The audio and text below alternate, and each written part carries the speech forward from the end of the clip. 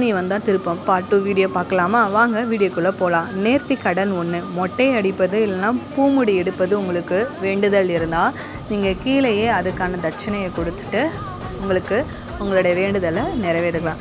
நேர்த்தி கடன் 2 என்னென்னா 365 படி நீங்கள் ஏறுறது எல்லா படியிலையுமே கற்பூரம் வச்சு உங்களுடைய வேண்டுதலை நிறைவேற்றிக்கலாம். அப்படி இல்லைன்னா மஞ்சள் குங்குமம் வச்சு அந்த வேண்டுதலை மனசார நினச்சி நீங்கள் 365 படி ஏறிட்டிங்கன்னா அது உங்களுக்கு கண்டிப்பாக நடக்குன்றது அங்கே ஒரு ஐதீகமாக இருக்குது.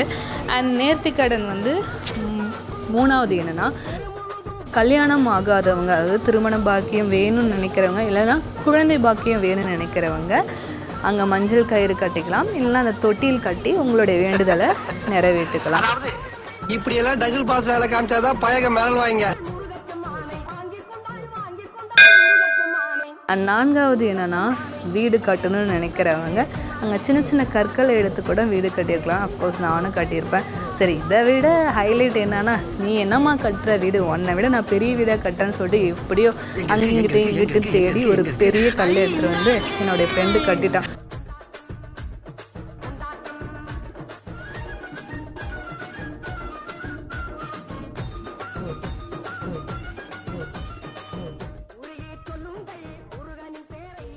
சங்கர் சிமெண்ட் வாங்கி கட்டினா பார்லிமெண்ட் ரொம்ப ஸ்ட்ராங்கா இருக்கும்.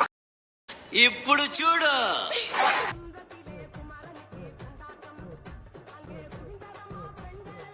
சபா இப்பவே கண்ணை கட்டுது. அண்ட் உங்களுக்கு உப்பு பரிகாரம் செய்கிறது அங்கே ஒரு வழக்கமாக இருக்காது. கண் திருஷ்டி இருக்குது உங்களுக்குன்னா உப்பும் மிளகும் 20 ரூபாய் காசு கொடுத்து அங்கே இருக்கவங்க உங்களுக்கு சுற்றி போடுவாங்க. அவங்களுக்கும் தட்சணையாக நீங்கள் 20 ரூபா கொடுக்கலாம். 5வது நேர்த்திக்கடன் நீங்கள் ஒரு மனசார ஒரு விஷயத்தை நினச்சிட்டு உண்டியில் காணிக்க கூட செலுத்தலாம். அதுவும் ஒரு நேர்த்திக்கடனமாக அங்கே ஒரு வழக்கமாக இருக்குது. நீங்கள் சாமியை தரிசிக்கும் போகிற வழியில் வில்வ இலையை என்னென்ன பயன்றதை போட்டிருப்பாங்க. வியாபாரம் விருத்தி அடையிறதுக்கும், குடும்பத்தில் குழப்பம் விலகிறதுக்கும், திருமண தடைகள் நீங்குவதற்கும், இல்லை கிரகதோஷத்தால் உங்களுக்கு எதனா பாதிப்பு இருக்குன்னா அதுக்காகவும், கல்வி அறிவு வளர்றதுக்குன்னா வில்வ இலையால் சாமிக்கு நீங்கள் அர்ச்சனைக்கலாம்.